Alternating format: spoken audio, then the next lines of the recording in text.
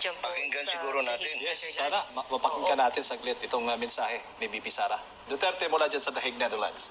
Tapos ang 12 midnight at matapos ang araw na ito na kaarawan ni Pangulong Duterte. At syempre, ang pagpapasalamat ko sa ating mga organizers dito sa The Hague, sa ating patitipon na yon.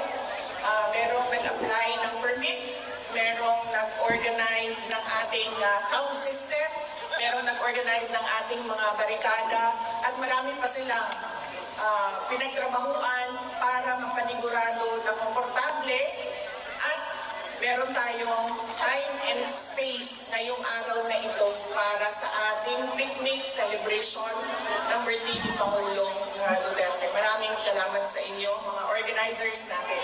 Yes. Paalala ko lang, dahil kahapon nandito po ako, kumuha po ako ng mga gamit na hindi kailangan o hindi ginagamit ni Pangulong Rodrigo Duterte doon sa loob, ay pinakuha sa akin. Sinabihan ako doon sa loob na pakiusapan kayong lahat, kasama na ang media, na huwag mag-video footage at pictures sa kanilang facade ng kanilang detention facility, lalong-lalo na sa mga tao na pumapasok at lumalabas. Bawal po sa kanilang protocols ang videohan ang kanilang detention facility. So pakiusap ko lang, sundin natin kung anong protocol nila dito sa videotaping and sa recording and sa photography. Dahil sa ngayon, nakikita ninyo na napaka-lenient at napaka-cooperative nila sa atin, at nakikita nila na at tinutulungan nila tayo na maipakita sa mundo kung ano yung nararamdaman natin. Kaya yung mga maliliit na bagay na hingin nila na huwag dyan kayo mag-film at pag-videotape ay sundin natin. Ang susunod po ay mensahe galing kay Pangulong Rodrigo Duterte. Sinabi niya ito sa abogado kahapon at sinabihan niya ang abogado dahil hindi ko makikita si Inday Sara bukas dahil ang nakaschedule bukas ay ang aking kapatid si Veronica at si Shelito, ang kanyang mama. Sabihin ko sa lahat ng mga supporters ni Pangulong Rodrigo Duterte at sa lahat ng mga abogado na kaibigan niya to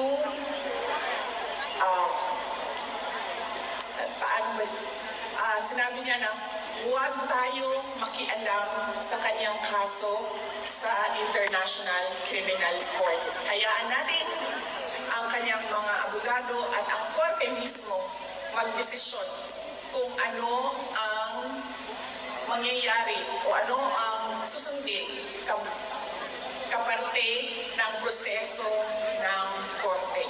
Sabi niya, kung gusto ninyo ipahayag ang inyong pagsuporta, kung gusto ninyo ipahayag ang inyong galit na nararamdaman, or kung kasiyahan na nararamdaman, sabi niya, huwag natin pag-usapan ang kaso at huwag natin pag-usapan kung ano yung nangyayari sa kaso. Lalong-lalo na pagdating sa mga complainants o reklamo na nandyan sa loob sa International Criminal Court. So yan po yung mensahe ng detention center, pakiusap ng detention center sa ating lahat.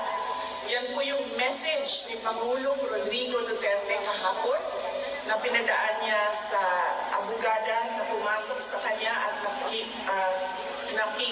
nakipag-meeting sa kanya kahapon. Ang susunod po ay sinabi sa akin ni Pangulong Rodrigo Duterte noong huli naming pagkikita, meeting sa loob.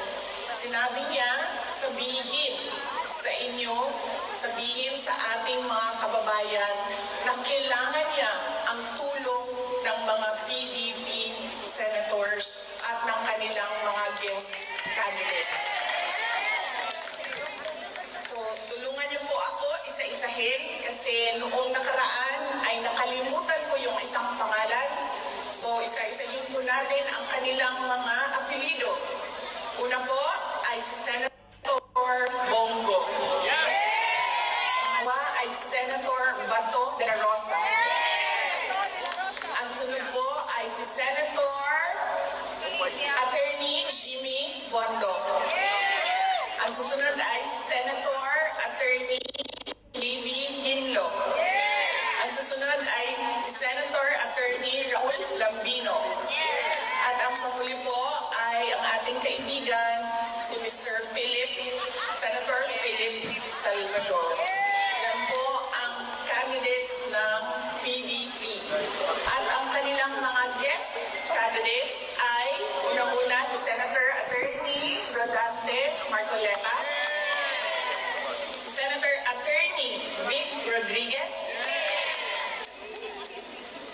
Senator Pastor Apollo Kibuloy, at ang panghuli ay si Senator Dr. Richard Mata. Yan po ang sabi niya kasi nagplano sila ng mga kampanya bago siya dinala. Sa pilitang dinala dito sa ICC detention, meron silang mga plano ng mga iba't ibang rallies para sa mga senators ng PDP laban at kanilang mga guest candidates. So sinabi niya,